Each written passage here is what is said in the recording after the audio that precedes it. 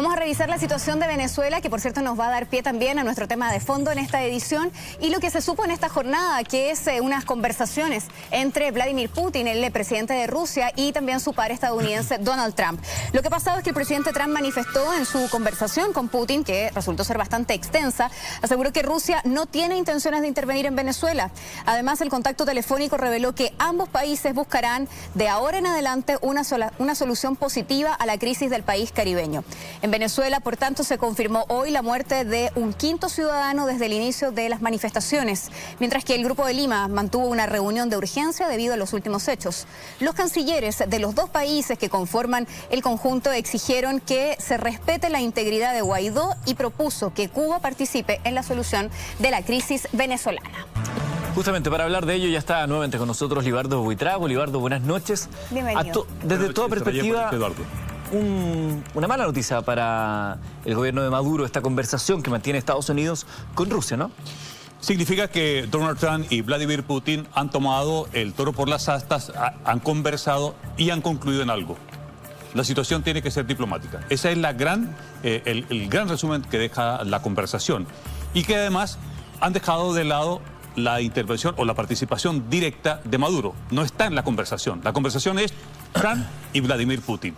Y ellos dos, en esta larga conversación que han sostenido el día de hoy, han dicho además, porque hubiera sido distinto que cada uno hubiera sacado un comunicado de prensa en donde hubiera planteado su posición. Pero cuando es convergente, a lo menos uno puede deducir que Trump y Putin han llegado a al siguiente convencimiento: que la situación de Venezuela no es sangrienta, que la salida de Venezuela no tiene que ser ni a través de una convulsión más, sino que tiene que darse el espacio a la conversación y a la negociación. Y eso entonces ya significa un espacio directo para avanzar. La semana decíamos, en el transcurso de la semana, que había espacio para la conversación, que había espacio para la negociación. Cuesta mucho que alguien entienda esos espacios cuando precisamente parecía ser que el atropellamiento era lo que iba ganando espacio. Y hoy lo que tenemos es un Trump y un Putin que tomaron el teléfono y conversaron. Y de esa conversación ha de venirse una serie de pasos y de acontecimientos. De suyo es el primero, que, como mencionaban los titulares, el Grupo de Lima hace una invocación. Dice, bueno, sería bueno y subir a esta conversación a Cuba, cosa que no estaba en el diálogo. Entonces, pareciera ser que la alfombra de los diplomáticos se han levantado del sofá. A lo menos se han levantado del sofá. Y eso ya es un triunfo para la diplomacia.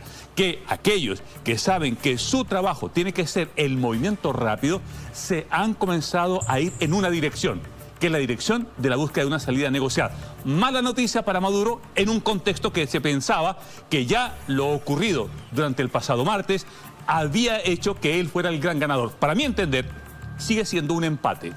Es empate. Aquel que quiera creer que Maduro, por haber sobrevivido a un intento de asonada, lleva o se ha afirmado en el poder, para nada. Porque lo que ha tenido que salir es manifestarse con 4.000 de los efectivos de las Fuerzas Armadas. Es decir, sale por primera vez después de este intento de asonada, pero sale acompañado de los militares. En tanto que Guaidó salió a las calles. Sigo creyendo que hay un empate. Y en tanto haya un empate, es decir, Maduro en el poder y Guaidó libre, y esa ecuación no se cambie, hay un espacio para la negociación. Libardo, entendiendo entonces lo gravitante que se vuelve el ejército y que muchos de las imágenes relevantes justamente de Guaidó y de Leopoldo López tenían que ver con aparecer rodeado de algunos militares. Se habló de que tal vez algunos habían dicho incluso que habían llegado engañados a lo que había pasado aquel 1 de mayo. ¿Cómo ves la situación hoy justamente del ejército y lo gravitante que es en paralelo a las conversaciones de Rusia y Estados Unidos? Yo miré la cara de Nicolás Maduro cuando tenía al lado a Vladimir Padrino López, que es el comandante de las Fuerzas Armadas y el ministro de la Defensa, y dijo, quieren comprarnos.